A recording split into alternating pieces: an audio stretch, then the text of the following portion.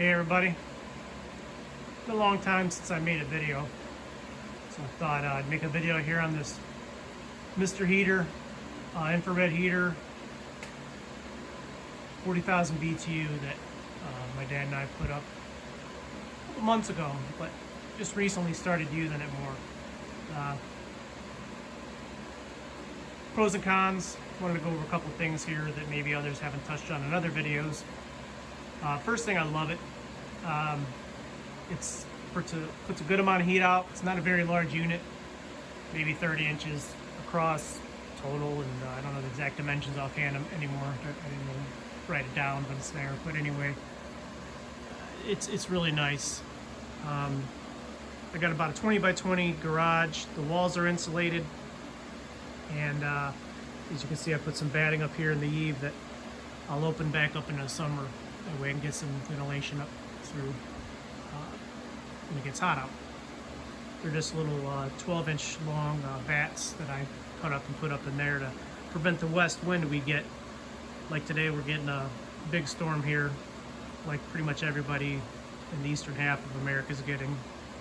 A foot and a half of snow here tonight. So anyway, that's why that's there. But yeah, I've been using this heater, like I said, a few times here recently, and it's done a great job. There's a few things that I'll point out. It's probably about 9.5 feet off the ground here. When you read the instructions, it'll tell you the different clearances you're going to need, and you need to adhere to that. I didn't want to put any lower because when we have a car here in the garage working, it gets very hot. Even standing under it right here, it's toasty. Ain't no lie about that. When the car's here, it actually is just nice and warm, even on the hood. It's not too hot, but I don't want to drop too much lower because bring like a truck in here or anything else, and it would just be too low. With that in mind, another thing you have to watch, consider, is the overhead clearance, and it needs typically a lot more than what I got here. And I ain't joking, without the this fan I got going, you can see, for a few different reasons I'll explain. If that fan wasn't on, it gets really hot above that, like too hot. So I was in a dilemma where do I drop it and it's too hot when I'm working down here below, or do I just go ahead and try the fan and see how that does? Well, I put the fan up there and it's great. It's actually blowing above, up, pitched right up along the underside of the roof, and it moves the heat away. None of the wood is even warm to the touch now, whereas before without the fan, it was pretty hot. It was concerning. I didn't want any issues with, obviously, combustion or fire, right? So I'm the only one out here that'll be using it, my wife and I, but I'll be lighting it. We'll just make a concerted effort to put the fan. This is a fan we're going to use in the summer. Our other fan similar to that crapped out last year, and trying to find a motor for it, but ended up getting this fan here, which is pretty good fan, pretty good CFM. Anyway, it's on low, and I just plug it down here to an outlet. Just plug it in, run it. Obviously, it's something I'll have to remember to do, but I can figure that out. So what's cool about that also is it pushes the heat up to the attic space. And if you've read any other reviews, you'll see people say, well, this heater does a good job, and it is a radiant heater, and radiant heat heats objects, so it heats the floor. Now we got 4 inches of concrete here, and it's been about 20 degrees, right? So my garage isn't heated other than this thing. So obviously it's going to be cold. It's going to take a while to heat up. But this, a byproduct of the radiant heater is heat rises, right? So it also has heat coming off the top. Well, this fan blows that heat up, and like others have said, they put a fan in the attic. And I did the same thing, and it helped enormously here. Here's a fan, and it's just an 18-inch round semi-high velocity fan.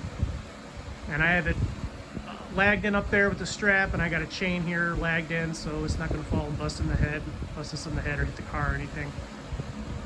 And I just have that on a switch coming off this light, and I got a switch on the wall.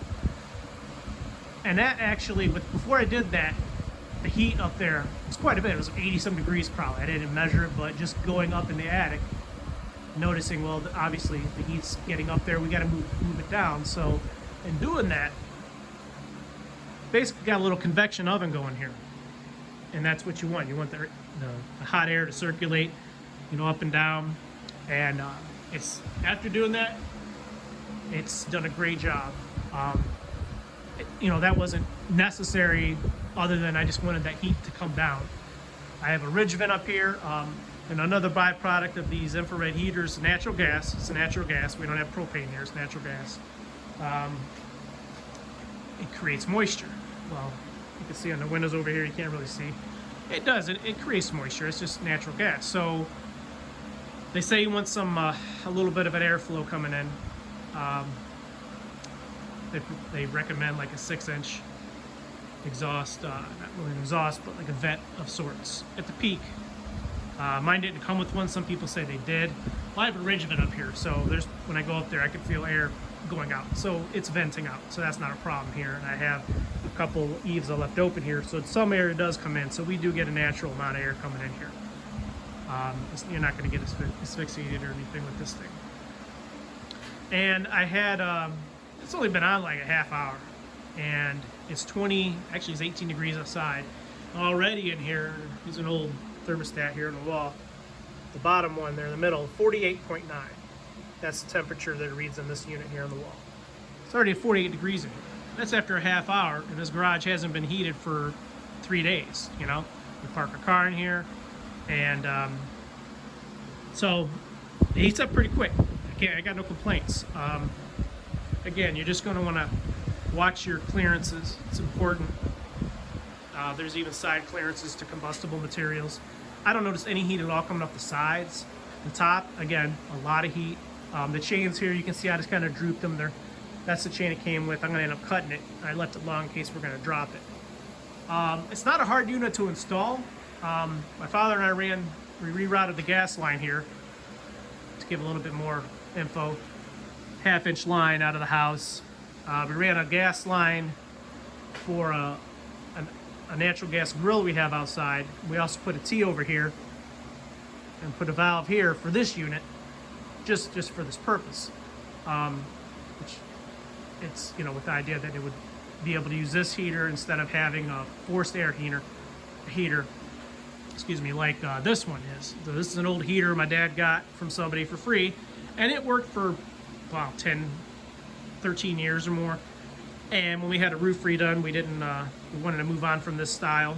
It heats, it works on one speed, it's limited. I rewired it with some high temp wire, but its days are done, and it's actually going to be moving down the road here soon. So that's just sitting there now. The gas line's completely removed. The flue going out we tore that out years ago with the idea of doing something like this. And here it is. So anyway, that's it. I wanted to keep it under 10 minutes. I know there's a lot of videos that go more in depth, but I wouldn't hesitate to get it. Right now is probably the worst time of year to get it because I've seen the prices have gone up quite a bit. I got mine we got this one for like $330, and they vary. And you also see some shady purchases. I tried to purchase one in the early fall, and and I don't remember the vendor's name on Amazon, but they actually canceled the order for no reason at all, even after me waiting like 4 weeks, and then it didn't show up, and then Amazon says, well, the vendor canceled the order. Well, I know why, because everybody's buying heaters because of the pandemic, and they want to jack the price up. So if you could buy one, I actually was able to get this one. I can't remember the vendor's name offhand. Maybe I'll put it in the comments or in the description box. But they were honest. They sent it here when it was supposed to get here. It came in good shape. I'm impressed. I mean, when you're standing here, man, it's like the sun on an 85-degree day, man. It is warm. It's really nice. But you just have to take all those other things into consideration. It doesn't need electricity. It just needs natural gas. But you're going to have to make some other considerations with it as for clearances. And if you have to do something like I did here, again, so I got a couple fans running. So what? I mean, I've been using this little torpedo heater in the corner, 30 to 60,000 BTU, and it works, but it's loud, and I got to go get propane. I got tired of doing that. So this here, I just got a couple fans going, and it does the trick. So anyway, just want to give you that information. And if it helped you out, good. And if you end up installing one, hopefully it works for you. See you. Hey everybody. So a couple things I wanted to point out I didn't mention in the video that you just watched on this Mr. Heater. Right now it's off. It's been about a week after I made that video, and it's 40 degrees out here and everything's melting. So it's off and I don't need it on right now. Anyway, I wanted to go over the startup procedure. There's some confusion, I think, when I look at comments online. So there's my isolation valve, right? That's the gas valve right there that feeds the unit. So that's in the off position. Anytime you look at a valve, water or gas, when the handle is perpendicular, meaning opposite of the line of the valve itself, that's the off position, unless somebody tampered with it, which that's a whole other thing. But from the store, if you buy this, that's off as you're looking at it. And that's how you want it to be when you're not using it.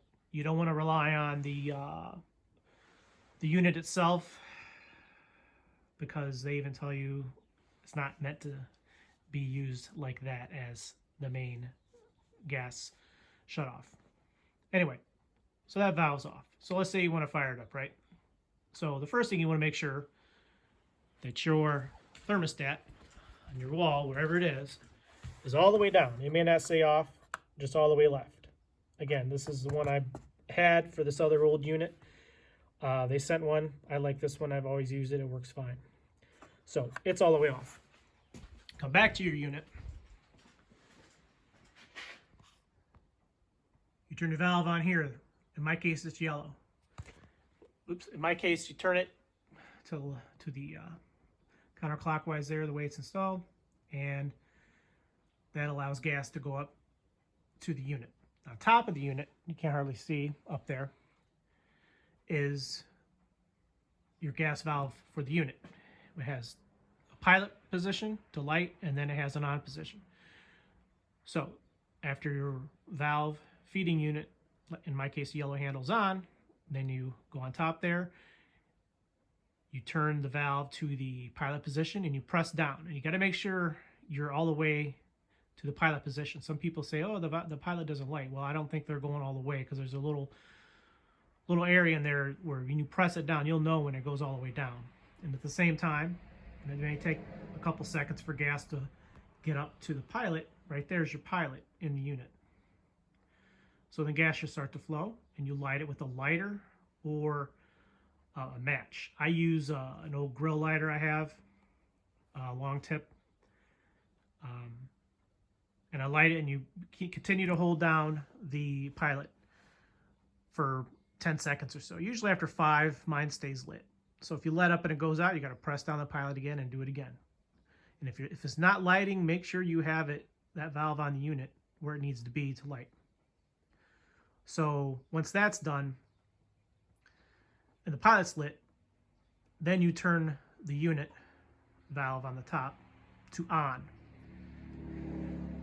Then after that's done, you go to your wall unit thermostat and you turn it up to the temperature you want, whatever that may be.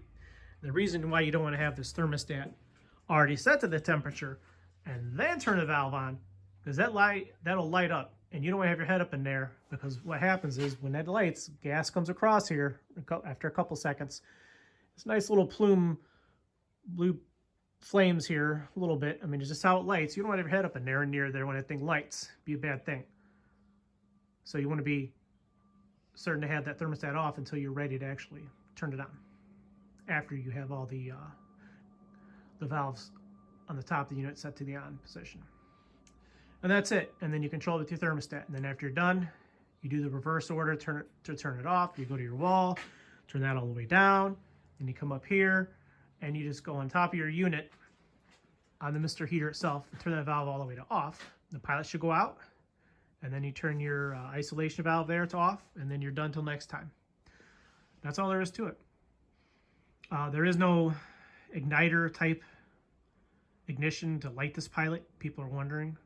No, there's not. You have to use a lighter. In my case, I can get it off of a 6-foot ladder real easy. It's not a big deal. If you're way up, that could be an issue. but this unit I bought doesn't have an igniter, like a piezoelectric igniter. You just have to climb up and light it. Now, I don't doubt that you could leave this on in a garage. It's insulated if that's what you want to do, and some people do that and they love it. But in my case, I use it for occasions where I need to work on something, and it'll be off for weeks or months, and then when I need it, I just light up, climb a ladder and light it and fire it up. So anyway, that's it. Hope you enjoy your heater if you get one. See you.